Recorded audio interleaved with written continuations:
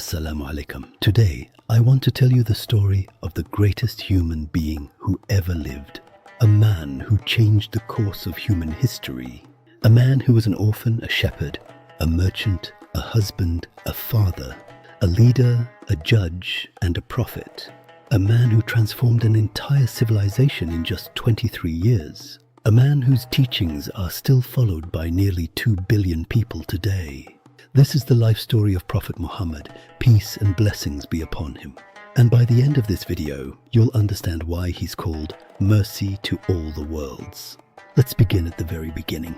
Muhammad was born in Makkah in the year 570 CE.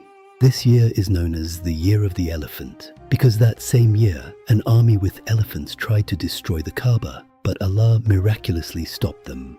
But even before his birth, tragedy struck. His father, Abdullah, died while his mother Aminah was still pregnant with him. Muhammad was born an orphan. In Arab tradition, noble families sent their children to the desert to be raised by Bedouin tribes, to learn pure Arabic and develop strength. Muhammad was given to a wet nurse named Halima, and even as a baby, blessings followed him. Halima's family was poor, their livestock was weak, their land was dry. But the moment they took baby Muhammad into their care, everything changed. Their animals became healthy, their land became fertile, blessings poured in. Halima later said she had never seen so much barakah. At age 4, angels purified his heart. Later, at age 6, he lost his mother Aminah and became completely orphaned. By age 8, he had also lost his beloved grandfather. These hardships deeply shaped his character and his mercy for others. As a young man, Muhammad worked as a shepherd and a merchant, always avoiding the immorality of his time. He was known as Al-Sadiq, the Truthful, and Al-Amin, the Trustworthy. Even his enemies trusted him completely. People would leave their valuables with him for safekeeping. He was the most honest man in Makkah. This noble character was established long before his prophethood. He was a beacon of light in his community. At age 25, Muhammad was hired by a wealthy businesswoman named Khadijah. He was to manage her trade caravan to Seerah. Khadijah was 40 years old and a highly successful merchant. She had been married twice before, but was now widowed. She sent her servant Seerah to accompany Muhammad. When they returned, Seerah told Khadijah something truly remarkable about his character. He said, "I have never seen anyone more honest, more trustworthy, or more noble than this man. Even the trees gave him shade as we traveled," Seerah reported. Khadijah was deeply impressed. Khadijah was so moved that she proposed to him. Yes, Khadijah proposed to Muhammad, and he accepted. At 25, he married a 40-year-old woman, not for wealth, but for her character. For the next 25 years until her death, Muhammad never married another woman. Khadijah was his companion, his supporter, his confidant, and his very first believer. They had 6 children together, including 4 daughters: Zainab, Ruqayya, Kulthum, and Fatima. When prophethood came, Khadijah was the first to believe. She stood by him through every trial. When persecution came, she spent her entire fortune supporting the Muslims and comforting him. Muhammad later said of her, "She believed in me when no one else did. She accepted Islam when people rejected me. She supported me with her wealth, and Allah blessed me with children only through her." For the first 3 years, the message of Islam was private. It was a time of quiet growth and deep devotion. The Prophet Muhammad shared the revelation with those closest to him: his wife Khadijah, Ali, Abu Bakr, and Zaid. Abu Bakr used his influence to bring others, like Uthman and Abdul Rahman, who met secretly in the house of Al-Arqam. After 3 years, Allah commanded him to make the message public. He climbed Mount Safa and called out to the tribes. He asked, "Would you believe me if I warned of an attack?" They said, "Yes." Then he warned them of a severe punishment. Persecution began that day, testing their faith. The Quraysh leaders were furious. Islam threatened their idol worship, their social hierarchy, and their economic system. They began a campaign of torture against Muslims. Bilal ibn Rabah, a black slave, was laid on burning sand with a heavy rock on his chest. His master tortured him daily. But Bilal would only say, "Ahad, Ahad." Abu Bakr eventually bought his freedom. Yasir and Sumayya were a poor family. Sumayya, the mother, was killed with a spear, the first martyr in Islam. Yasir, the father, was also killed. Their son Ammar was tortured brutally. Usman ibn Affan was tied up by his own uncle and left without food or water. Khabbab ibn al-Arat was held down on burning coals, but they didn't give up. When torture didn't work, the Quraysh decided on a total boycott from year 7 to 10. They banned all Muslims and the clan of Banu Hashim from trading, marrying, or helping them. For 3 years, the Muslims were trapped in a valley outside Makkah. They starved, they ate leaves, children cried from hunger throughout Makkah. Some Muslims wrote, "We testify there is no God but Allah," on pieces of leather and ate it to survive. But they didn't renounce Islam, they remained firm in their faith. After the boycott ended, tragedy struck twice. First, Khadijah died, his wife of 25 years, his first supporter, the mother of his children. Then, just months later, Abu Talib died, his uncle who had protected him all these years. Muhammad called it the year of sorrow. He had lost his greatest personal support and political protection. After Abu Talib's death, persecution intensified, so the Prophet went to Taif seeking support. But Taif rejected him. They ordered children to pelt him with stones until his shoes filled with blood. Exhausted and bleeding in an orchard, he made this beautiful dua. "O Allah, to you I complain of my weakness. If you are not angry with me, I do not care. I seek refuge in the light of your face until you are pleased." There is no power except by you.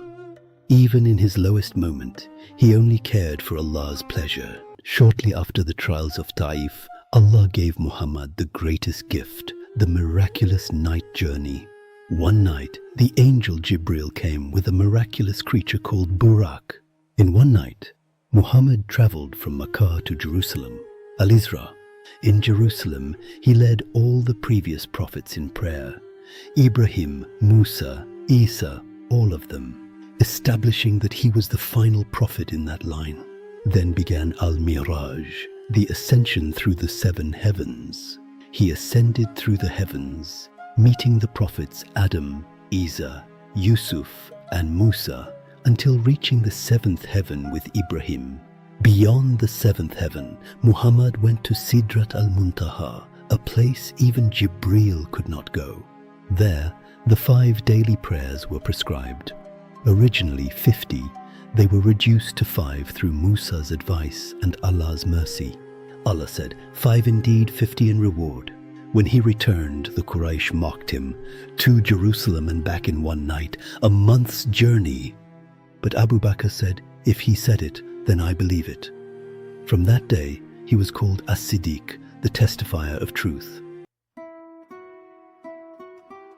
In Makkah, the message of Islam spread, but so did the persecution of its followers. The Quraysh plotted to assassinate the Prophet, but Allah warned him, and the journey to Medina began. They hid in the cave of Thor. When found, the Prophet said, "What do you think of 2 when Allah is the 3rd? After 3 days, they reached Medina.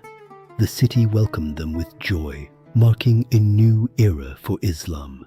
Children sang, "The full moon has risen upon us."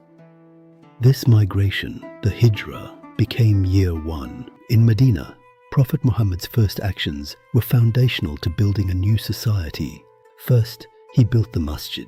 It wasn't just for prayer, it was a community center, school, and courthouse. Next, he paired immigrants from Makkah with helpers from Medina, creating a brotherhood where they shared wealth and homes. He then established the Constitution of Medina, the first in history to guarantee religious freedom for a multi-faith state.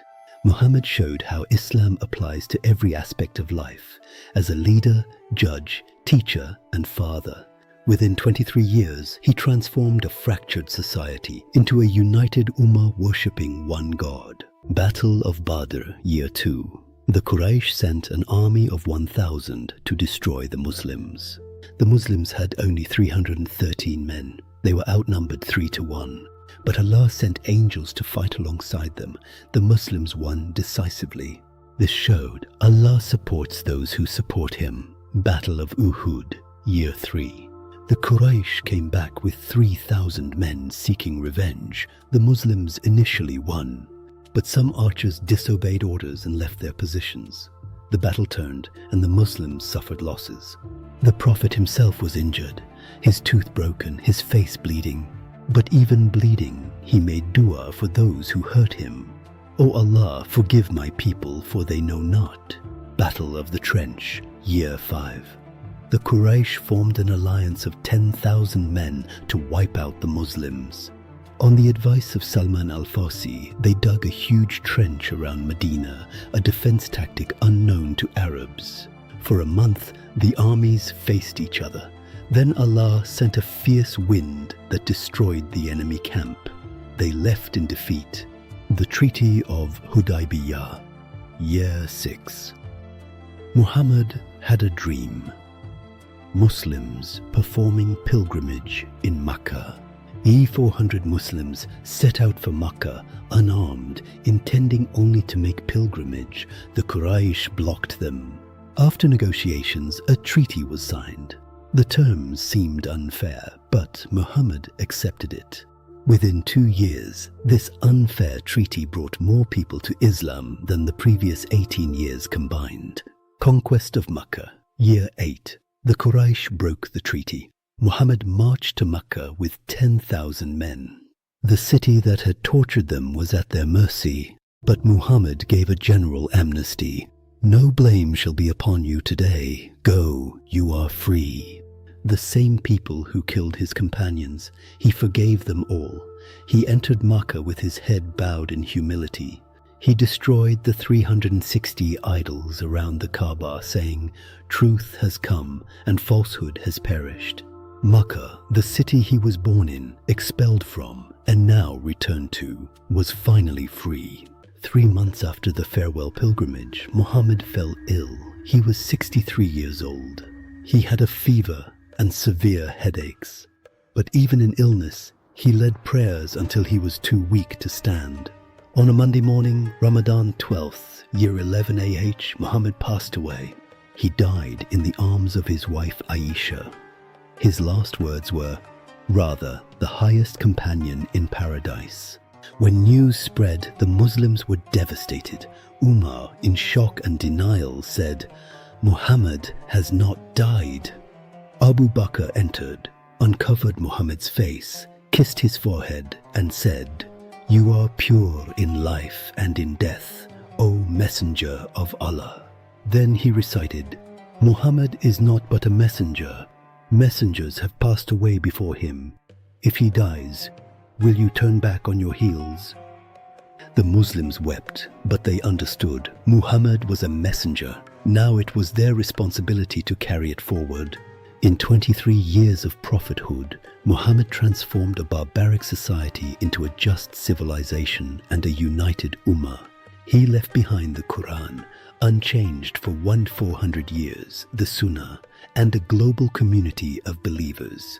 He left no wealth, no gold, no palace, just a message and an example. This was Muhammad, peace and blessings be upon him. An orphan who became a prophet, a shepherd who became a leader, a persecuted man who became a conqueror, a man who forgave his enemies, a leader who served his people, a warrior who showed mercy, a prophet who changed the world. Allah calls him in the Quran, "And we have not sent you except as a mercy to all the worlds." Mercy to the worlds, that was his mission. And more than 400 years later, his message still transforms lives. May Allah's peace and blessings be upon him. May we follow his example. May we live by his teachings, and may we meet him at the fountain of Al-Kawthar in paradise. Amin. Jazakallahu khairan for watching. Assalamu alaikum wa rahmatullahi wa barakatuh.